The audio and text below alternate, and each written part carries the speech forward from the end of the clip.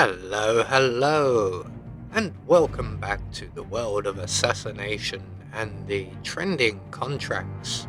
And today's contract, the Mansion Staff's Revenge, set in Dartmoor. And the contract ID is on the screen now for anyone who wishes to have a go at it, and has been supplied to us today, courtesy of Winter News. So, on to our briefing.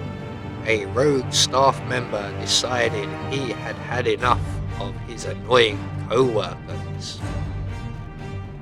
So, speaking of targets, today we have 5 of them. All must be eliminated whilst disguised as the mansion staff, but we can dispose of them any way we wish. So for today's challenge, we'll be starting as the mansion staff. We're going to have a remote eggmetic gas grenade stored up in the hallway, and we'll be bringing with us a remote micro taser, a lethal syringe, and our silence pistol. So right from the start and off the bat, we are going to make our way into the balcony above the entrance hall. And on the far side in the hallway, we will find our gas grenade, and we are going to take that gas grenade. It's not the remote one, it is the one that detonates on impact, and we are going to head out onto the balcony and up the drain pipe to Alexa's bedroom balcony. And our first target is right here in front of us. So we're just going to throw our grenade at our target. That will instantly make him sick and no longer an enforcer. And he will make his way into the bathroom to use this rather fancy toilet and bidet setup. And once he's in position, all we have to do is reintroduce him to his breakfast, and we can leave him here. No one will find him, and if anyone does, he accidentally fell, slipped, and got his head stuck in the toilet. So, one target down. We're just going to head straight back downstairs now, and to where we collected our gas grenade from. So we're just going to avoid the enforcer there, and just here we find a feather duster. If we look to our left, there is our next target. So we're going to head into the bathroom. We're going to drop our taser on the floor, overflow the sink, and then we're going to use the feather duster we've collected to lure in our target. So we're just going to throw that on the door threshold there. We'll select our detonator, and when our target comes in to investigate, we are going to let him get right up to the sink, even though there is quite a sizable puddle there. But if we catch him too early in the puddle, he will fall backwards, and we want him to fall forwards.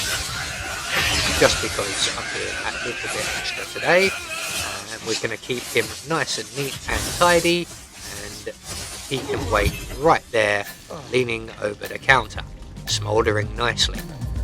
So 2 targets down. Our final 3 targets are on the ground floor. So again, avoiding the enforcer, we're going to make our way down to the butler's office. Before we head there, we're just going to quickly run and grab a method to get into the butler's office. So we're going to head into the kitchens, out the window to avoid the enforcer. Just by the van here we have a crowbar, and once we have that, we can then make our way to Mr. Fernsby's office, and we will use this crowbar for a couple of things. Firstly, gaining entrance into the office, and secondly, gaining entrance into a fuse box. So once we're in Mr. Fernsby's office, we can grab the lethal poison from the windowsill. Outside the office, we're just going to bust open the fuse box locker, turn off the fuse box, and select our lethal syringe. And that will attract the attention of our next target, who is the father-to-be in the kitchen. And when he comes to investigate the fuse box, we can just follow him in, jab him with our syringe for an accident poison kill. Although if you turn off the fuse box, you can kill him any way you see fit and no one will come looking. So that leaves us with 2 more targets. The next will be located in the kitchen, and if we get here at just the right moment before any panic starts, we can add our lethal poison to the bottle of water on the counter. We're going to grab the propane cylinder on our way out, and for those of you who do not wish to, we can head straight for the rear garden. For the purposes of the video, of course, I will be sticking around for the kill. So eventually our target will come back to his counter there and sample the water and immediately regret it.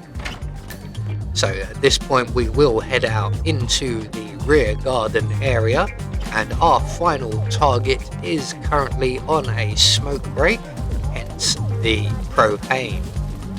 So normally we would just throw the propane cylinder at his feet or around his feet, but today I have an extra challenge in mind and I want to send him over that hedge. So I've been a little more precise about where I've placed the cylinder. It also means we have to hide in a bush and put a hole in it before our target will blow himself up. And hopefully we've positioned this quite nicely and we can get ourselves a nice field goal. So he definitely got the height, but he didn't quite make it over the hedge. Never mind, we'll have another go on another day, and that is all of our targets taken care of. So we're going to head now for the nearest available safe exit, which in this case is debatable between the bridge exit and the hearse. And I opted for the hearse exit, grabbing the keys from the bench on our way out. So there we go, one more trending contract taken care of, and we have confirmation all of our targets have been eliminated according to plan, and we get our silent assassin rating. I have been Anubis, and I will see you all in the next video.